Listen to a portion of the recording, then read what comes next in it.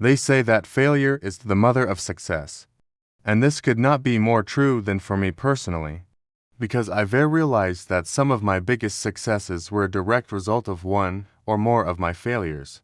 For example, when I was in my early 20s, I had a few failures that ended up leading me to where I am today. No, 1.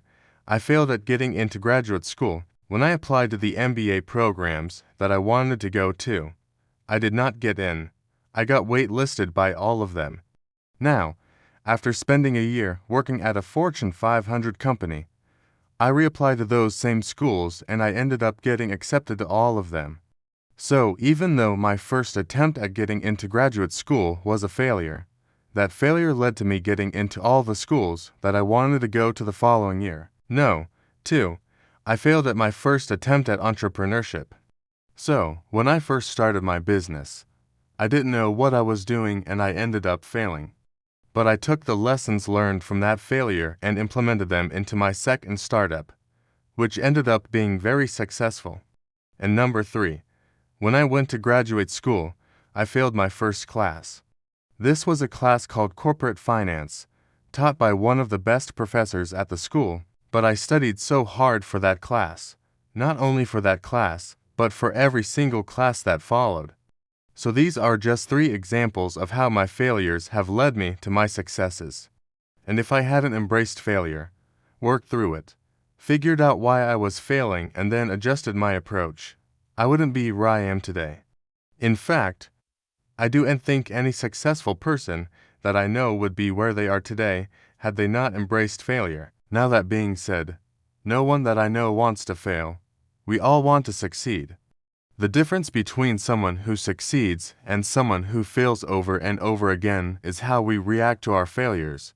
So, in this video, I want to share with you 7 steps that I take whenever I experience a failure so that I can learn from it and turn that into a future success.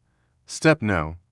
1 is to pause and reflect. After experiencing a failure, the first thing I do, I take some time to myself to pause and reflect on what just happened.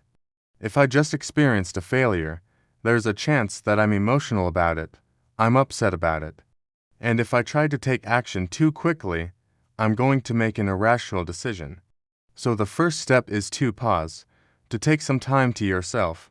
Maybe take a walk, clear your head, and then start to reflect on what just happened. Reflect on your actions, reflect on the outcomes, and also reflect on the things that are within your control and the things that are outside of your control. The second step that I take after experiencing a failure is I ask myself 3 questions. The first question is, what did I learn?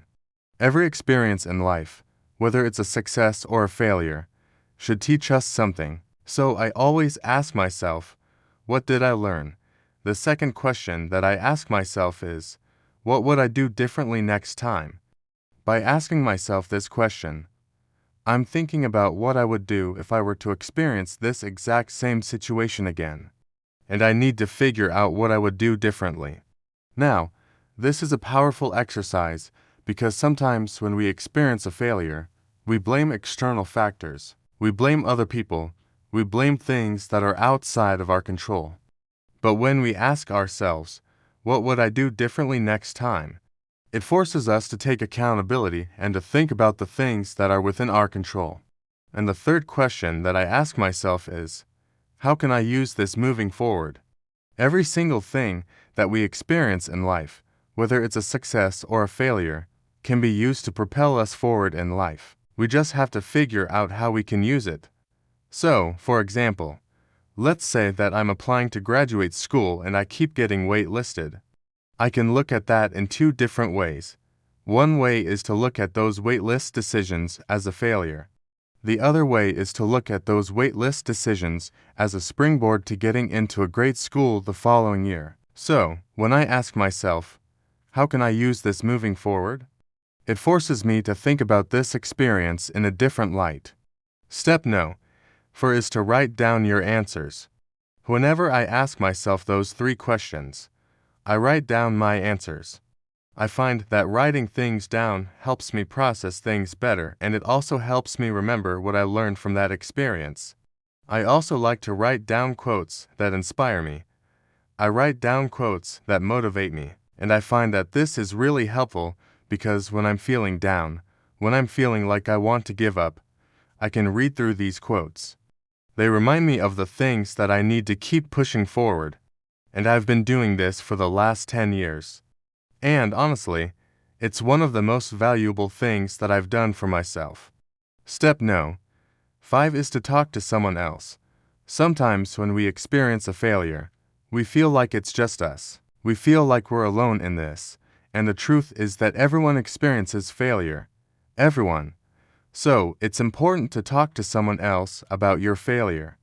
It could be a friend, it could be a family member, it could be a therapist, it could be a mentor. Someone who's been in your shoes before. Talking about your failures with someone else will help you process it even further. It lines help you see things from a different angle, and it lines help you come up with solutions to move forward. Step number 6 is to take action. A lot of times when we experience a failure, we just want to give up. We just want to stay in that comfort zone and never experience that failure again. But the truth is that experiencing that failure and learning from it will only help us in the future. It'll only help us succeed. So after I've taken all of these steps, after I've written things down, after I've talked to someone else, I take action. I take action based on the things that I've learned. I take action based on the answers that I've come up with. And I keep moving forward. And the last step that I take is to repeat the cycle. If I experience another failure, I go back to step No. 1. I pause and I reflect on the new failure. I ask myself those same 3 questions. I write down my answers. I talk to someone else and I take action based on the things that I've learned. And I keep repeating this cycle until I'm successful. I'd love to hear from you. What are some of the things that you do when you experience a failure? Do you ruminate on it? Do you blame other people? Do you take accountability? Do you try to figure out how you can use that moving forward? Let me know in the comments below. And if you like this video, please hit the like button. I'll see you in the next one. Bye bye.